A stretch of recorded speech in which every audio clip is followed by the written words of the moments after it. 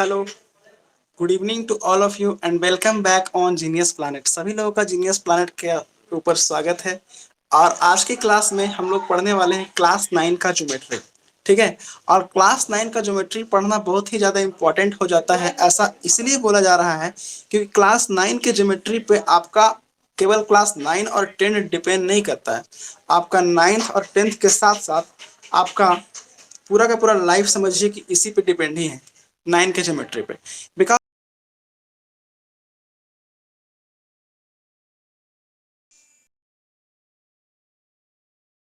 कि सबसे ज्यादा आप भैया आप दीदी अगर आपके कोई हैं ऐसे जो कि प्रिपरेशन करते हैं, तो उनसे अगर आप पूछेंगे तो बताएंगे वो कि 9 10 में हम अच्छा से ज्योमेट्री नहीं पढ़े थे ना, जिसके कारण बहुत बड़ा प्रॉब्लम होता है उनको आगे जा करके। तो ज्योमेट्री जो है बहुत ही ज़्यादा इंपॉर्टेंट हो जाता है और बहुत ही ज़्यादा अच्छा टॉपिक है, इंटरेस्टिंग टॉपिक है। अगर हम इसको पढ़ाएंगे तो और भी ज़्यादा इंटरेस्टिंग बनेगा। ठीक है। तो आई होप कि आप लोग कॉपी और पेन लेकर के आए होंगे। ठीक है, सभी लोग लाइव जुड़ चुके हैं। ठीक है। और कॉपी पेन नया नया लाए होंगे। बहुत दिन से बोल रहे थे कि कॉपी और पेन नया नया सबको लेकर के आना है। ठीक है। तो सभी लोग अपना अपना नया नया कॉपी निकाल लेंगे और हेडिंग लगा देंगे क्लास 9 ज्योमेट्री। आज का क्लास केवल इंट्रोडक्शन होगा और कुछ भी नहीं होगा। ठीक है। आज का क्लास केवल और केवल इंट्रोडक्शन होगा। तो हम लोग पढ़ने वाले हैं क्लास 9 ज्योमेट्री।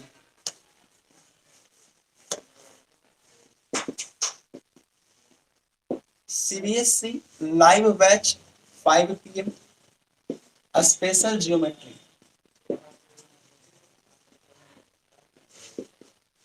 बहुत सारे लोगों का क्वेरी है कि सर इसका फी कितना रहेगा। तो फी के बारे में हम अभी क्लियर कर देना चाहते हैं। सभी लोगों को ध्यान देंगे, इसका फी बहुत ही मिनिमम रखा गया है। अगर बात करें कि एक्चुअल फी कितना रहेगा ज्योमेट्री का, तो आप समझते होंगे कि इसका जो एक्चुअल फी है वो आपका है 2500 रुपया स्पेशल ज्योमेट्री का केवल। ठीक है। लेकिन आपको इतना पे नहीं करना है। बात समझ में आ रहा है? किसी भी विद्यार्थी को इतना पे करने का जरूरत नहीं है। सभी लोगों को पे करना है ना। पेएबल फी जो है वो आपका है 1000 रुपीज वनली। कितना पेएबल है जी बताओ? 1000 रुपए। बस 1000 रुपया पेमेंट करना है टोटल ज्योमेट्री के लिए। किसके लिए? टोटल ज्योमेट्री के लिए, है ना। ये अभी तुम लोग को ज्यादा लग रहा हो विद्यार्थी, है ना, लेकिन ये बहुत ही कम अमाउंट है। तुम देखोगे कि ज्योमेट्री को पढ़ाते पढ़ाते एक महीना, हम बोले हैं कि 30 डेज में समाप्त कर देंगे, लेकिन ऐसा नहीं होगा। उसको समाप्त करने में हमें को लगता है कम से कम 2 महीना तक लग जाएगा। ठीक है। तो आई होप यू अंडरस्टैंड। ठीक है। तो बार बार पेमेंट करने की कोई जरूरत नहीं है। ओनली 1000 एक ही बार पेमेंट करना है। सारे विद्यार्थी लोग पेमेंट करने के लिए बस आप लोग इस्तेमाल करेंगे क्या? पेटीएम, गूगल पे या फोन पे। ठीक है। और पेमेंट करना है किस पे? 8539091676।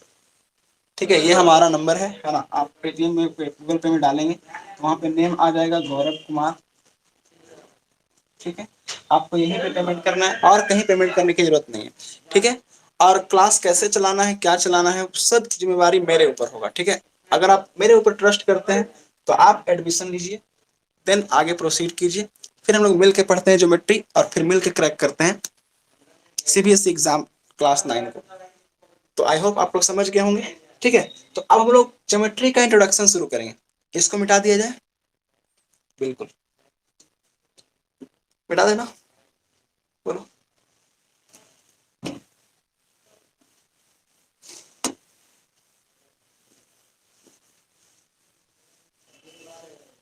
बहुत बढ़िया। चलिए, क्लास 9 का ज्योमेट्री देखो, हम उन विद्यार्थियों को भी पढ़ने के लिए बोलेंगे जो क्लास 10 में अभी हैं और क्लास 9 का ज्योमेट्री अच्छे तरीके से नहीं पढ़े हैं। तो प्लीज प्लीज प्लीज आप लोगों से रिक्वेस्ट है कि एक बार जरूर से जरूर पढ़ें गौरव प्रियदर्शी के द्वारा क्लास 9 का ज्योमेट्री। बहुत ही ज्यादा इंपॉर्टेंट है, बहुत ही ज्यादा इंपॉर्टेंट है। ठीक है। और जिस स्टाइल में आपको पढ़ाया जाएगा, एक एक थ्योरम आपको प्रूफ करने के लिए आ जाएगा। आपको हम बोर्ड पे सीधा बुलाएंगे, आओ जी बोर्ड पे प्रूफ करो जी थ्योरम, तुम तुरंत प्रूफ कर दोगे, है ना। क्लियर? समझ में आने की 110% गारंटी होगी। ऐसा नहीं है कि जैसे तैसे थ्योरम उठाया, इधर से प्रूफ कर दिया, उधर प्रूफ कर दिया, ऐसा कुछ होने वाला नहीं है। पूरा का पूरा ज्योमेट्री आपको पूरा बेहतरीन तरीके से समझ में आने वाला है इस बैच के अंदर। ठीक है, तो बच्चा लोग को बहुत सारा कंफ्यूजन है कि सर फी 2500 है, 1000 है या 500 है, ऐसा कुछ नहीं है। आपको टोटल और टोटल ज्योमेट्री के लिए पे करना है ओनली 1000 रुपीज बस, और कुछ नहीं, नथिंग इज। ठीक है, अब हम लोग पार्ट शुरू करते हैं, इंट्रोडक्शन।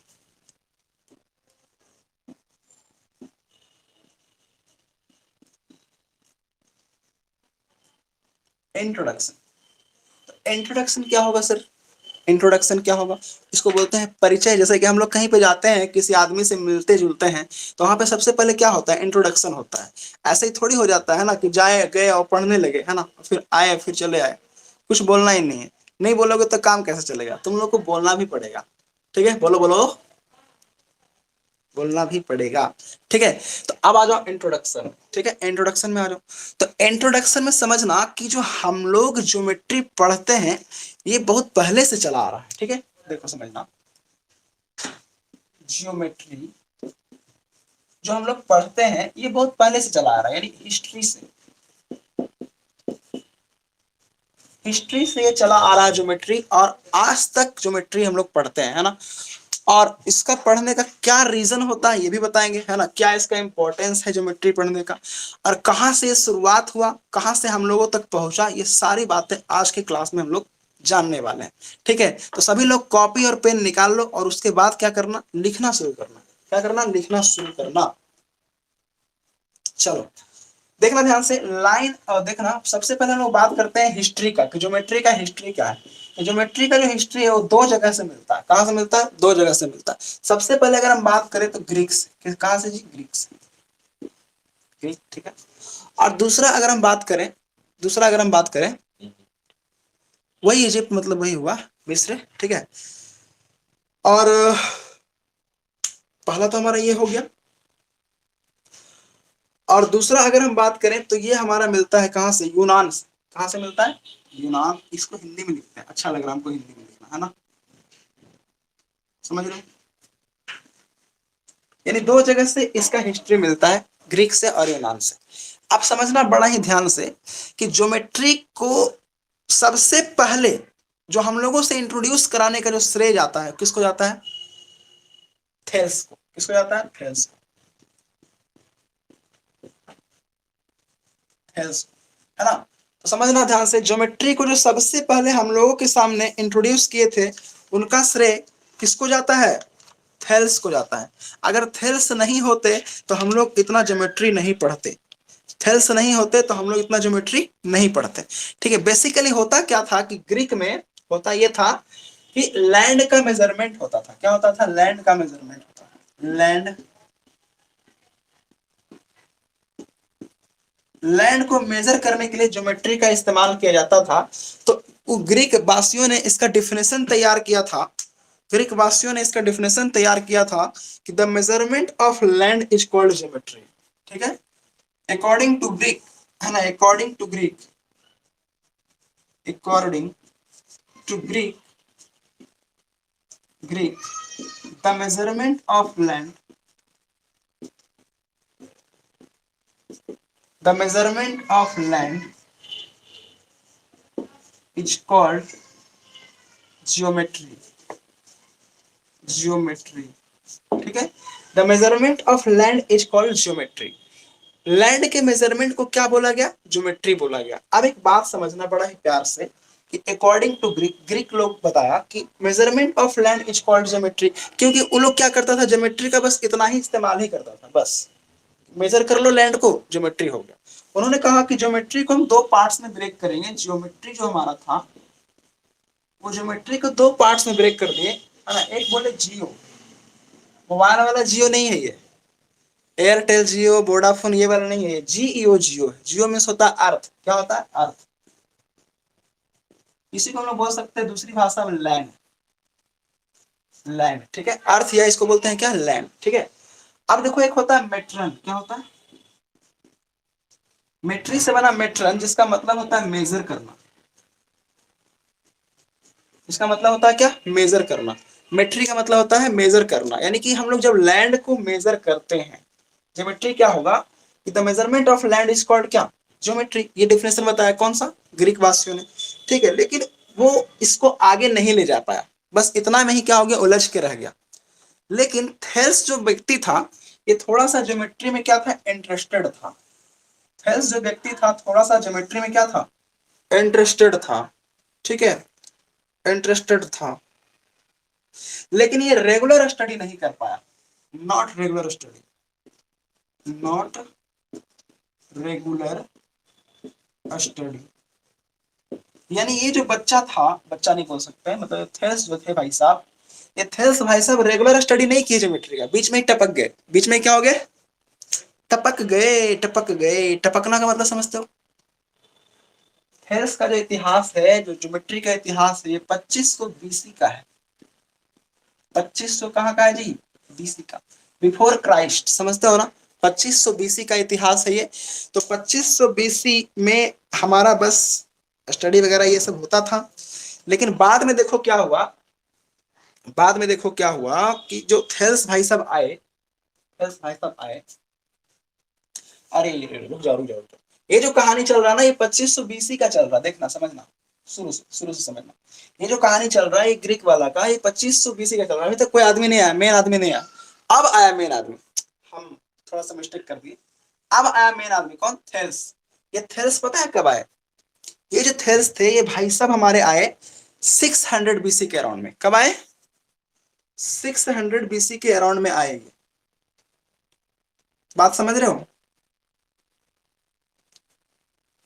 ये जो थेल्स भैया थे, ये थेल्स भैया जो थे, ये कब आए, ये 640 बीसी में आए, और इनका जीवन काल रहा 546 बीसी तक, ठीक है, 546 बीसी तक। यानी जो थेल्स भाई साहब थे, ये आए 640 बीसी में, और इनका कार्यकाल रहा 540 बीसी तक। और ये क्या करते थे, ये मिस्र से जाते थे कहाँ, मतलब ग्रीक से जाते थे यूनान, ग्रीक से रोज जाते थे यूनान, और वहां का लोगों से ज्योमेट्री सीखते थे और सिखाते थे। कुछ कुछ इनको नॉलेज था, कुछ कुछ लगा यूनान में हम सीखेंगे, है ना। तो यूनान में जाते थे अपना, और अपना थोड़ा बहुत सीखते थे, फिर घर वापस आ जाते थे। इसी बीच ऐसा चलते चलते चलते चलते चलते चलते चलते क्या हुआ, अब लोग क्यों जाते थे सर, ये मिस्र से यूनान क्यों जाते थे, तो ये मिस्र से यूनान जाते थे व्यापार करने के लिए। क्या करने के लिए, बोलो जी, व्यापार करने के लिए जाते थे। व्यापार समझते हो ना, कुछ बेचने के लिए जाते थे, कुछ खरीदने के लिए जाते थे। मतलब ये एक व्यापारी थे, ये मैथमेटिशियन थे ही नहीं थे, ये एक व्यापारी थे, ठीक है। व्यापार करने जाते थे और वहां से कुछ सामान लेके जाते थे, यहाँ से कुछ सामान लेके आते थे। लेकिन इनको मैथ बड़ा अच्छा लगता था पढ़ने में, ज्योमेट्री वगैरह में बड़ा इंटरेस्ट था, जैसे मैं हमको है थोड़ा सा, है ना। तो वैसे ही मतलब इनको इंटरेस्ट था, तो थोड़ा थोड़ा अपना जो जानते थे यूनान वाला को बताते थे, ऐसे जो जानते थे थोड़ा सा सीखते थे। जानना सिखाना इनका काम था, जैसे मेरा काम है तुम लोगों को ज्योमेट्री सिखाना, समझ रहे हो। बिल्कुल सही है, ठीक है। समझ में आ रहा है सबको, अरे बोलो, नहीं आ रहा। अरे अभी हिस्ट्री चल रहा ना, अभी बेसिक चल रहा। आज केवल बेसिक होगा और कुछ नहीं होगा, है ना। आज केवल बेसिक होगा। अरे जब इतना लंबा चौड़ा क्लास हम लोग पढ़ने वाले हैं क्लास 9 में, तो बेसिक तो जाना जरूरी है ना, बोलो। बिल्कुल जरूरी है भाई। बेसिक ही नहीं पढ़ोगे, डायरेक्ट आ जाओगे क्वेश्चन बनाओ जी, सवाल बनाओ जी, फिर हो गया, कमजोर रह जाएगा ज्योमेट्री, दिक्कत होगा। सब चीज जानना जरूरी है, ठीक है। तो ये जो हमारे ग्रीक के भाई साहब थे, कौन, थेल्स, ये क्या करते थे, यूनान जाते थे व्यापार करने के लिए, व्यापार करके फिर घर वापस आते थे। कुछ ज्योमेट्री अपना जानते थे जो सिखाते थे यहाँ, और कुछ ज्योमेट्री यहाँ से सीख के जाते थे। इनका यही काम था, मतलब थोड़ा थोड़ा ज्योमेट्री को टीच करने लगे यूनान में। यूनान में ज्योमेट्री का टीचिंग करने लगे, कौन, थेल्स। तो टीचिंग करते करते क्या हुआ कि इनके लाइफ में एक बड़ा ही प्यारा चेला आया। चेला समझते हो, चेला, उसका जो चेला होता है, स्टूडेंट, हाँ हाँ हाँ हाँ, अब स्टूडेंट होता ना, हाँ पहले चेला होता था। तो गुरु का जो चेला होता था, तो चेला देखो क्या हुआ, समझना कि जो चेला था थेल्स का चेला कौन था, तो एक चेला इसको मिल गया, उसका नाम था पाइथागोरस। क्या नाम है बताओ, पाइथागोरस। चेला ऑफ थेल्स, क्या लिखेंगे, चेला ऑफ थेल्स क्या है जी, पाइथागोरस। पाइथागोरस, चेला ऑफ थेल्स इज पाइथागोरस, चेला ऑफ थेल्स, ठीक है, पाइथागोरस। देखो पाइथागोरस का नाम तुम लोग सुना होगा, पाइथागोरस थ्योरम बचपन से यूज करते आता है। क्लास 9 में हम लोग सॉरी क्लास 10 में इसको हम लोग प्रूफ करते हैं पाइथागोरस थ्योरम। यूट्यूब पे वीडियो भी डाला हुआ है पाइथागोरस थ्योरम का प्रूफ, जो क्लास 9 10 के लिए अलग से चैनल बनाया गया। किस लिए बनाया गया है? तुम ही लोग के लिए तो बनाया गया है ना। वहां पे जाओ, पाइथागोरस थ्योरम सर्च करो, लिखो बगल में genius planet 9th and 10th, आ जाएगा वीडियो, है ना। वहां पे देखना, उसको प्रूफ करके हम बताएं कैसे होता है। बात समझ रहे हो? तो थेल्स का चेला आ गया कौन? Pythagoras theorem. देखो थेल्स का जो रिसर्च था, थेल्स का रिसर्च पता है किस ट्रायंगल के बारे में था? सिमिलर ट्रायंगल पे रिसर्च करते थे। किस पे रिसर्च करते थे? सिमिलर ट्रायंगल पे, सिमिलर ट्रायंगल पे, सिमिलर ट्रायंगल पे रिसर्च करते थे। अब बोलो सर सिमिलर ट्रायंगल क्या है? तो ये भी क्लास 10 में समझ में आएगा, 9 में समझ में नहीं आता है। सिमिलर का मतलब सिंपल सा यही होता है कि एक बाप है और एक बेटा है, बाप बराबर बेटा। जैसे बाप के जैसा बेटा लगता है दिखने में, जैसे दो फिगर अगर एक जैसा दिखे लेकिन शेप, मतलब एक जैसा शेप हो, साइज अलग अलग हो, तो उसको हम लोग बोलते हैं सिमिलर। क्या बोलते हैं उसको? बोलो बोलो, बोलो बोलो, उसको बोलते हैं क्या? सिमिलर। बात समझ में आ रहा है? तो सिमिलरिटी पे ज्यादा इनका रिसर्च था। लेकिन जो पाइथागोरस थे, इनका चेला, चेला, ये राइट एंगल ट्रायंगल पे रिसर्च किए। किस पे रिसर्च किए? राइट एंगल ट्रायंगल, ये राइट एंगल ट्रायंगल पर रिसर्च किए, यानी समकोण त्रिभुज पर क्या किए? ये रिसर्च किए। और समकोण त्रिभुज पर रिसर्च करके बहुत सारे थ्योरम्स का निर्माण किए। उसमें से एक थ्योरम है पाइथागोरस थ्योरम, अपने ही नाम पे रख लिए, है ना। ये थेल्स भी अपने नाम पे एक थ्योरम का निर्माण किए थे, और ये भी अपने नाम पे एक थ्योरम का नाम रख लिए, थेल्स थ्योरम। तो हम लोग क्लास 10 में दोनों थ्योरम को पढ़ते हैं, थेल्स थ्योरम को भी पढ़ते हैं और पाइथागोरस थ्योरम को भी पढ़ते हैं। बात इज क्लियर और नॉट? बोलो बोलो। इस इनका जो कार्यकाल था, जो हमारा जो पाइथागोरस भाई साहब हैं, देखो सबसे पहले तो थेल्स भाई साहब थे। तो थेल्स का कार्यकाल कितना था? 620 बीसी से लेकर कहां तक? 546 बीसी तक, ठीक है। अब जो पाइथागोरस थे, पाइथागोरस, उनका जो कार्यकाल था वो आपका शुरू होता है 580 से, 580 बीसी से आइए 500 बीसी तक रहते हैं, 500 बीसी तक रहते हैं, ठीक है। फिर इनका भी निपटारा हो जाता है। निपटारा होना मतलब समझते हो? टपक जाना। टपक जाना का मतलब क्या होता है? ऊपर चले जाना, स्वर्ग सिधार जाना, है ना। तो थेल्स भाई साहब हमारे 546 में चले गए, पहले चेला बना दिए थे इसको, है ना। और पाइथागोरस भाई साहब क्या हो गए? 500 बीसी, 580 बीसी से 500 बीसी तक इनका भी जीवन काल रहा। इन्होंने भी मैथमेटिक्स में बड़ा योगदान दिया। अभी तक मतलब इंडिया वाला कुछ नहीं जानता था। देखो ये कहानी कहाँ चल रहा, ये कहानी चल रहा कहाँ? ग्रीक में और यूनान में। अभी तक इंडिया वाला कुछ भी नहीं जानता है इसके बारे में। इंडिया एकदम अननोन है, इंडिया को पता ही नहीं कि ज्योमेट्री क्या है, ठीक है। बोलो बोलो, बोलो बोलो, बोलो बोलो, बोलो बोलो, बोलो बोलो, बोलो। यहां तक समझ में आ गया? आगे बढ़े, इसको मिटा सकते हैं। किसी को कुछ लिखना भी है? नहीं लिखना है किसी को कुछ भी? किसी को कुछ लिखना है? नहीं लिखना है तो बोलो इसको मिटाते हैं, ठीक है। मिटाया जाए, चलो जी इसको मिटाया जाए, है ना। इसको हम करते हैं क्या? मिटाते हैं इसको, समझना।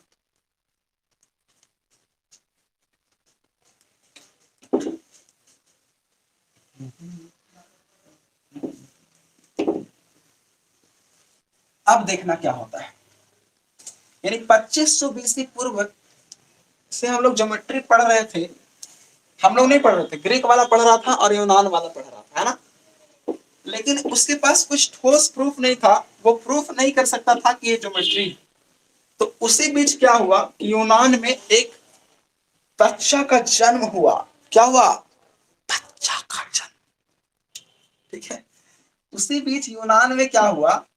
उसी बीच यूनान में 300 बीसी के अराउंड, 300 बीसी के अराउंड एक बच्चे का जन्म हुआ जिसका नाम था यूक्लिड। क्या नाम था? यूक्लिड। आप समझ रहे हो यूक्लिड कौन है? बोलो बोलो, बोलो बोलो बोलो। यूक्लिड पता है कौन है? Father of geometry. क्या है? Father of geometry. तो सोचो कि यूक्लिड का तो जन्म हुआ था कब जी? 300 बीसी के अराउंड में, ठीक है। तो इनको बोला जाता है father of geometry. Father of geometry. तो इससे पहले जो थे थेल्स भैया और पाइथागोरस भैया, इससे पहले जो थे थेल्स भैया और पाइथागोरस भैया, समझना कि थेल्स थे और पाइथागोरस थे, तो इसको क्यों नहीं बोला गया फादर ऑफ ज्योमेट्री है? बोला क्योंकि ये तो 600 बीसी के अराउंड थे और ये 500 बीसी के अराउंड थे, तो इसी को बोल देते पाइथागोरस थे को बोल देते फादर ऑफ ज्योमेट्री, इसी को बोल देते फादर ऑफ ज्योमेट्री। कैसे बोलते सोचो, ये जन्म से क्या था, व्यापारी था, इसका तो काम था मिस्र से यूनान, यूनान से मिस्र जाना, है ना, उधर से क्या ले लेके आना, मतलब क्या बोल सकते हो, कुछ उधर से बेचता था, कुछ इधर से सामान लेके जाता था। व्यापारी का काम क्या होता है, उधर का सामान इधर बेचो, इधर का सामान उधर बेचो, बस। तो ये मैथ में मतलब उतना अच्छा खासा लेकिन योगदान दिए, मतलब सिमिलरिटी हम लोग पढ़ते हैं इन्हीं की वजह से, और हम लोग बीपीटी जो पढ़ते हैं थेल्स थ्योरम इन्हीं की वजह से पढ़ते हैं, है ना, पाइथागोरस की वजह से भी। लेकिन ये काफी बड़ा योगदान नहीं दिया, है ना, और ज्योमेट्री को प्रूफ नहीं किया। सबसे बड़ा बात यह है कि ज्योमेट्री को इन्होंने प्रूफ नहीं किया, प्रूफ नहीं किया। लेकिन जो यूक्लिड भाई साहब थे, ये अपने आप में एक नया कॉन्सेप्ट लाए। क्या लाए? न्यू कॉन्सेप्ट लाए। ये लाए क्या, हम लोग को न्यू कॉन्सेप्ट दिखाए। जो यूक्लिड भाई साहब थे, ये पूरे के पूरे ज्योमेट्री के इतिहास को ही बदल दिया, है ना, और ये नया कंसेप्ट लाए। क्या लाए? नया कंसेप्ट। और नया कंसेप्ट में इन्होंने दो बातों को लाया। कितने बातों को लाया? दो बातों को लाया। कितने बातें को लाया? दो बात को लाया। कौन कौन सा बात? पहला बात ये बोले पोस्टुलेट, पोस्टुलेट। दूसरा बात इन्होंने कहा एक्सिम, यानी कि पोस्टुलेट और एक्सिम इसके बारे में कोई बताया ही नहीं था, एकदम नया कॉन्सेप्ट था। तो पोस्टुलेट जो हमारा होता है और जो हमारा एक्सिम होता है, इसके बेसिस पे ये सारे थ्योरम्स को प्रूफ किए। क्या किए? थ्योरम्स को क्या किए? थ्योरम्स को प्रूफ किए। आइए जब थ्योरम को प्रूफ कर दिए तो ये क्या बन गया, मतलब इसको बोला जाता है लीजेंड। बोला कि वाह क्या बात है, इससे अच्छा तो ज्योमेट्री कोई पढ़ाया ही नहीं। मतलब पूरा ग्रीक में, पूरा यूनान में इनका क्या हो गया, नाम हो गया। हालांकि ये ग्रीक के नहीं थे, ये कहाँ के थे? जो हमारे यूक्लिड भाई साहब थे, ये कहाँ के थे? यूनान के थे। तो पूरा का पूरा यूनान में, पूरा का पूरा ग्रीक में इनका नाम हो गया, और इनको बोल दिया गया क्या? Father of geometry. क्या बोल दिया गया? अरे बोलो, इसको क्या बोल दिया गया? Father of geometry. इनको बोल दिया गया फादर ऑफ ज्योमेट्री। ये नया कंसेप्ट लाए, पोस्टुलेट और एक्सिम के द्वारा इन्होंने थ्योरम को प्रूफ किया, और थ्योरम के द्वारा इन्होंने बहुत सारे मैथमेटिक्स को प्रूफ किया। इन एक राइटर के तौर पे उभरे। ये पूरे ज्योमेट्री को 13 पार्ट्स में डिवाइड कर दिए। कितना पार्ट्स में? अरे बोलो बोलो। ये पूरे ज्योमेट्री को 13 पार्ट्स में डिवाइड कर दिए, और एक पुस्तक में इसको क्या कर दिए, कंसाइज करके लिख दिए। और उस पुस्तक का नाम था द एलिमेंट्स। क्या नाम था? The elements. द एलिमेंट्स, है ना। ये पूरा 13 पार्ट्स में ज्योमेट्री को डिवाइड किए थे यूक्लिड, और इन्होंने एक पुस्तक में इसको लिखा था। उस बुक का नाम था क्या? The elements. उस बुक का नाम क्या था? उस बुक का नाम था द एलिमेंट्स। बात समझ रहे हो? उस बुक का नाम था द एलिमेंट्स। ठीक है, समझ रहे हो? तो द एलिमेंट्स में इन्होंने पूरे ज्योमेट्री को 13 पार्ट से बांटा। और धीरे धीरे हम लोग क्या करते हैं, क्लास 9 से जो ज्योमेट्री पढ़ना स्टार्ट करते हैं, ये यूक्लिड वाला ज्योमेट्री ही पढ़ना स्टार्ट करते हैं। और यूक्लिड वाला ज्योमेट्री ही मेन ज्योमेट्री है, समझो। यूक्लिड वाला ज्योमेट्री ही क्या है? मेन ज्योमेट्री है। यूक्लिड वाला ज्योमेट्री नहीं पढ़ा तो फिर क्या पढ़ा? क्योंकि फादर ऑफ ज्योमेट्री इन्हीं को कहा जाता है। बात समझ रहे हो? चलो, अब तुम्हारे मन में सवाल आएगा कि सर इंडिया वाला क्या कर रहा था? जब ग्रीक यूनान में इतना ज्योमेट्री हो रहा था, उसमें इंडिया वाला क्या कर रहा था? तो इंडिया वाला सो रहा था, ऐसे ऐसे। इंडिया वाला क्या कर रहा था? सो रहा था ऐसे। फिर लास्ट में भी जग गया, बोला ऐसा है, ज्योमेट्री चल रहा है तो हमको भी पढ़ना चाहिए ना। तब देखो इंडिया में क्या क्या होता है वो बताएंगे। पहले इसको लिखो, इसको लिखो पहले।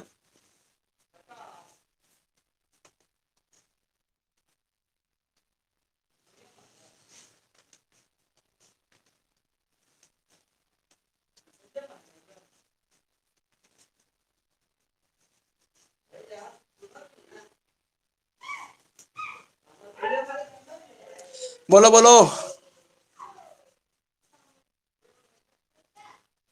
अरे बोलो बोलो बोलो बोलो बोलो बोलो बोलो बोलो बोलो।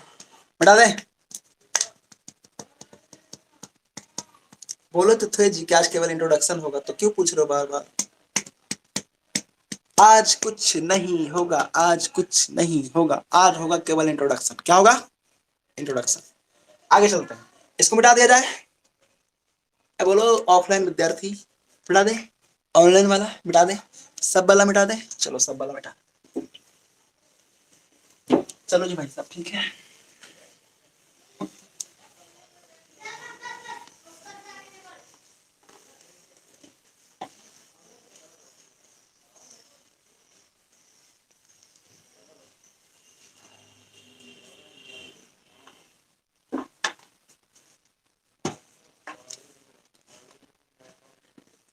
चलिए बहुत बढ़िया। अब जरा बात करते हैं कि भारत वाला आदमी क्या कर रहा था। सुनो, history of geometry in India. History of geometry in India. History of geometry in India. India में क्या इसका इतिहास रहा? तो इंडिया में बड़ा इसका प्यारा इतिहास है। तुम लोग नाम सुना होगा, मोहनजोदड़ो, हड़प्पा, नाम सुने हो? बोलो बोलो। मोहनजोदड़ो फिल्म देखा है? ऋतिक रोशन वाला। बोलो। देखा है जी? क्या होता है उसमें? खुदाई होता है कि नहीं?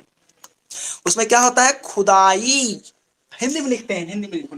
मोहन, मोहन जोदाड़ो, जोदड़ो ऐसे ही होता है जी। मोहन जोदड़ो है ना? तो मोहन जोदड़ो जो था, और जो हड़प्पा था, हड़प्पा, हड़प्पा, ये जो हड़प्पा और मोहनजोदड़ो था, यहाँ पे जब खुदाई हुआ था तो बहुत सारा ऐसे ट्रायंगुलर मिला था और ऐसे चतुर्भुज वाला कुछ शेप मिला था। क्या मिला था? शेप्स। तो इन शेप्स को देख करके अंदाजा लगाया जाता है कि पहले यहाँ भी कुछ लोग ज्योमेट्री पढ़ते होंगे। क्या करते होंगे?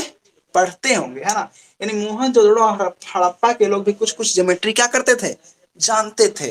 मोहनजोदड़ो और हड़प्पा भी कहाँ है? तो बोलो सर, इंडिया पाकिस्तान मतलब लगभग मिला हुआ है सब पार्ट, सिंधु रिवर के आसपास का ये सब एरिया है ना। तो सिंधु रिवर कहाँ है? अभी इंडिया में भी है, पाकिस्तान में भी है। तो पहले तो भारत पाकिस्तान सब एक ही था ना, अखंड भारत था ना। अखंड भारत समझते हो? अशोक वाला, चाणक्य, ठीक है? तो वही वाला है, ठीक है? तो वहां पे जब मोहनजोदड़ो में खुदाई हुआ था तो कुछ ऐसा ऐसा मिला था। तो उससे पता चलता है कि इंडिया के लोग भी ज्योमेट्री क्या करते थे? जानते थे। इंडिया के लोग भी ज्योमेट्री क्या करते थे? जानते थे। ठीक है? एक बुक था, एक बुक था, सबसे पहले उसी को रेफरेंस माना गया। एक बुक था जिसका नाम था सुलवा सूत्र। क्या नाम था? सुलवा सूत्र। हिंदी में इसका नाम था सुलभा सूत्र। ठीक है? ये 800 बीसी के अराउंड मिला था। 800 बीसी से लेकर के 500 बीसी तक इसका हिस्ट्री मिलता है कि आखिर इसी बुक को सब रेफरेंस मानते थे। क्या मानते थे? रेफरेंस, रेफरेंस मानते थे। और इसी को सब फॉलो करते थे पूरे के पूरे ज्योमेट्री में। ठीक है? इसी को सब फॉलो करते थे पूरे के पूरे ज्योमेट्री में। लेकिन भारत के कुछ मैथमेटिशियन भी हुए। भारत के कुछ मैथमेटिशियन हुए। Mathematician, mathematician of India, mathematician of India भी कुछ लोग हुए, है ना? तो मैथमेटिशियन ऑफ इंडिया हुए। तो मैथमेटिशियन ऑफ इंडियन जो थे वो क्या बोले भाई? समझना, सुनना ध्यान से। मैथमेटिशियन ऑफ जो इंडिया हुए वो क्या बोले? तीन तीन मैथमेटिशियन हुए। पहला भास्कर। कौन था? भास्कर।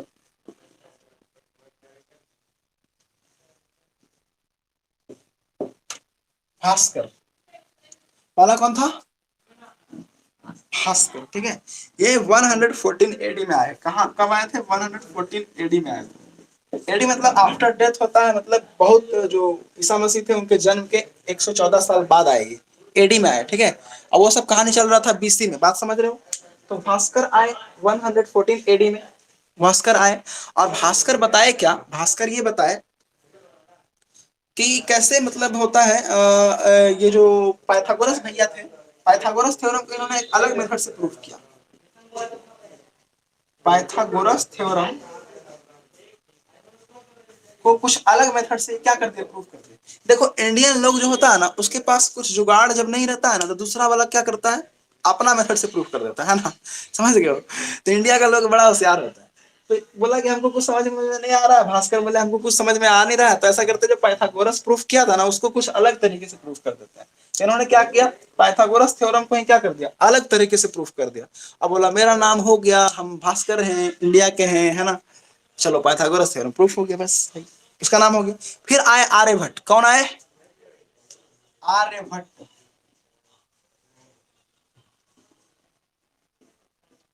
बोलो, फिर कौन आए? आर्यभट्ट। कौन आए जी? आर्यभट्ट। जब ये आर्यभट्ट आए, आर्यभट्ट आए कब आए? 476 एडी में आए, ठीक है। 476 एडी में आए, 476 एडी में आए, बात समझ रहे हो? 476 एडी में आए, 476 एडी में आए। और जब ये आए तो इन्होंने पिरामिड का कॉन्सेप्ट दिया। पिरामिड समझते हो? इन्होंने पिरामिड का कॉन्सेप्ट दिया। मेंसुरेशन में पढ़ाएंगे पिरामिड, हालांकि मेंसुरेशन में क्लास 10 में पढ़ना है, क्लास 10 में भी शायद नहीं है, कंपटीशन में पढ़ना होता है, ठीक है। 9 और 10 में पिरामिड नहीं पढ़ना है। प्रिज्म पिरामिड जो है क्लास 8 में थोड़ा बहुत तुम लोग पढ़ा होगा, हो सकता है 8 में थोड़ा बहुत होगा, लेकिन ये मेन रूप से प्रिज्म पिरामिड कंपटीशन वाले क्वेश्चन मतलब सिलेबस में पढ़ना है, एसएससी बैंक रेलवे में, वहां हम पढ़ाते हैं, ठीक है। यहाँ के लिए इसको छोड़ देंगे। तो पिरामिड पे इनका रिसर्च था, और इनका रिसर्च जो था वो था तुम्हारा आइसोसेलेस ट्रायंगल पे। किस पे? आइसोसेलेस ट्रायंगल पे। आइसोसेलेस ट्रायंगल समझते हो? अरे आइसोसेलेस ट्रायंगल होता है जिसका दो साइड इक्वल होता है, दो साइड इक्वल होता है, उसको बोलते हैं आइसोसेलेस ट्रायंगल। तो आइसोसेलेस ट्रायंगल पे इनका रिसर्च था, ठीक है। आइसोसेलेस ट्रायंगल पे इनका रिसर्च था। और आगे अगर देखा जाए तो स्फेयर समझते हो, गोला, स्फेयर पे इनका रिसर्च था। किनका? आर्यभट्ट का। और आर्यभट्ट का जो सबसे बड़ा योगदान है वो तुम लोग को पता है क्या है? बोलो। जीरो। जीरो जानते हो ना? आर्यभट्ट का जो सबसे बड़ा उदाहरण है, मतलब सबसे बड़ा जो खोज है वो क्या है? जीरो। तो बोलो सर जीरो नहीं था सर पहले, तो बोलेंगे जीरो नहीं था पहले, है ना। तो पूछेगा कि सर रावण के 10 सिर कैसे होता था? बोलो। जब जीरो ही नहीं था तो रावण का 10 सिर कैसे लिखता होगा? तो ऐसे लिखता था, 10, दस, 10 हो गया बस। रावण का 10 सिर, बस समझ गए। तो उस समय 10 ऐसे लिखाता था। बोलो सर 100 अगर लिखना होता था तब कैसे लिखाता था? तो 100 ऐसे लिखाता था, 100, 100, 100, है ना, 100 बस। बाद में जब जीरो आया तो फिर 100 ऐसे लिखाने लगा। बात समझ रहे हो? तो जीरो का जो आविष्कार किए थे वो भी कौन किए थे? आर्यभट्ट। इनको ही श्रेय जाता है। अगर ये नहीं होते तो जीरो नहीं होता, और जीरो नहीं होता तो फिर बड़ा दिक्कत होता है ना, फिर हम लोग को ऐसे लिखना पड़ता, रावण का 10 सिर था। बात समझ रहे हो? अरे बोलो बोलो। उसके बाद एक मैथमेटिशियन इंडिया में और आए, उसके बाद एक मैथमेटिशियन इंडिया में और आए जिनका नाम था ब्रह्मगुप्त। क्या नाम था?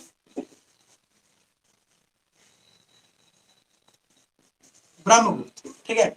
उसका नाम क्या था? ब्रह्मगुप्त, ठीक है। और ये जो ब्रह्मगुप्त थे इनका रिसर्च था साइक्लिक क्वाड्रिलेटरल पे। किसका था? Cyclic quadrilateral.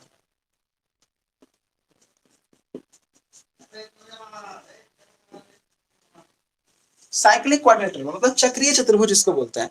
वैसा चतुर्भुज मानी वैसा quadrilateral, that quadrilateral which all vertices are on the circumference of a circle. यानी कि किसी भी सर्कल के चार मतलब किसी भी क्वाड्रिलेटरल का चारों वर्टेक्स अगर सर्कल के सर्कमफ्रेंस पे है तो उसको हम लोग बोलते हैं क्या? उसको हम लोग बोलते हैं कि ये हमारा क्या होता है, इसको हम लोग बोल देते हैं साइक्लिक क्वाड्रिलेटरल बोल देते हैं, ठीक है। तो उनपे इनका रिसर्च रहा ब्रह्मगुप्त का, ठीक है। बात समझ रहे हो? आई होप आप लोग समझ रहे होंगे, ठीक है। अब हम लोग जानते हैं कि देखो इतना तो हम लोग पढ़ा दिए, आज इंट्रोडक्शन वाला पार्ट है तो थोड़ा छोटा भी रखेंगे, बाकी सब लोग आएंगे तो फिर धीरे धीरे और स्टार्ट होगा। अभी तो कुछ कम ही लोग जुड़े हैं, है ना। धीरे धीरे लोग और जुड़ते जाएंगे तो हम लोग और पढ़ते जाएंगे। बात समझ रहे हो तुम लोग? चलो बिल्कुल उम्मीद है समझ रहे होगे, है ना। तो अब हम लोग देखते हैं कि इम्पोर्टेंस ऑफ ज्योमेट्री, क्या आखिर ज्योमेट्री का पढ़ने का कारण है, क्यों हम लोग पढ़ते हैं ज्योमेट्री। तो आज का तुम लोग का रेंट वर्क यही रहेगा। क्या रहेगा? अब इसको हम लोग मिटाना चाहते हैं, मिटा दें?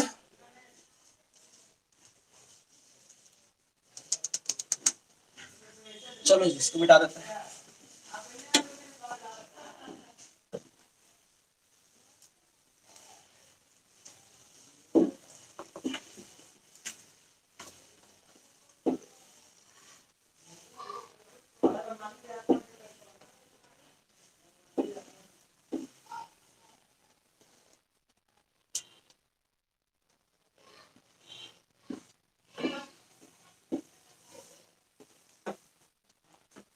चलो ध्यान देना, सुनना गौर से।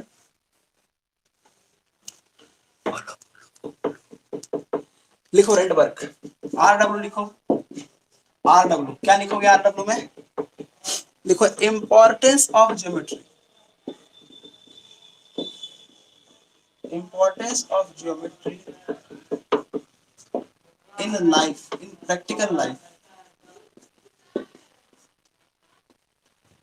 इन प्रैक्टिकल लाइफ आज का तुम लोग का काम यही रहेगा कि ज्योमेट्री का क्या यूज होता है हमारे जीवन में, क्यों पढ़ते हैं हम लोग geometry, why why we study geometry. ये पढ़ के आना रहेगा, ठीक है, खोज के आना रहेगा, किसी से पूछ के आना रहेगा, ठीक है। और ऐसा करने के बाद फिर क्या करना, हमको बताना। देन हम लोग क्या करेंगे, फिर कल से आगे पढ़ेंगे। और कल से हम लोग को सिलेबस का इंट्रोडक्शन कराया जाएगा। कल क्या कराया जाएगा? बोलो बोलो जी। कल बताएंगे introduction of syllabus. Introduction of syllabus. Introduction of syllabus, syllabus का इंट्रोडक्शन देंगे। देन उसके बाद फिर हम लोग आगे बढ़ेंगे। और विश्वास मानो मेरे बात का कि तुम अगर एक बार ज्योमेट्री पढ़ लिए जीनियस प्लैनेट के ऊपर, तो फिर तुम्हें और कहीं भी ज्योमेट्री पढ़ने का जरूरत जीवन में कभी भी नहीं पड़ेगा। एकदम बेस को स्ट्रांग बना लो। बेस अगर स्ट्रांग बन, हम तो ये कहना चाहेंगे कि जो क्लास 10 में भी विद्यार्थी हैं जो इस वीडियो को देख रहे हैं यूट्यूब के ऊपर, सुनो, यूट्यूब पर भी वीडियो जाएगा, है ना। और यूट्यूब पे अगर कोई देख रहे हैं और क्लास 10 में है और उनका ज्योमेट्री काफी वीक है, जो कि अगला साल एग्जाम देंगे, तो सभी लोग क्लास 9 का ज्योमेट्री पढ़ लो, पढ़ लो। बहुत कम फी है ना, बहुत कम फी है, मात्र 1000 रुपीज, समझ रहे हो। और पूरा का पूरा ज्योमेट्री क्लास 9 वाला पढ़ लो, क्योंकि क्लास 9 के ज्योमेट्री पे ही पूरा का पूरा क्या है, डिपेंड है क्लास 10 का ज्योमेट्री। तो आई होप आप लोग समझे होंगे, ठीक है। और 2 को रेंट वर्क है, इसको पूरा करके आएंगे। फिर मिलेंगे हम लोग कल same place same time 5 PM live batch में। तब तक के लिए बाय, गुड नाइट, जय हिंद।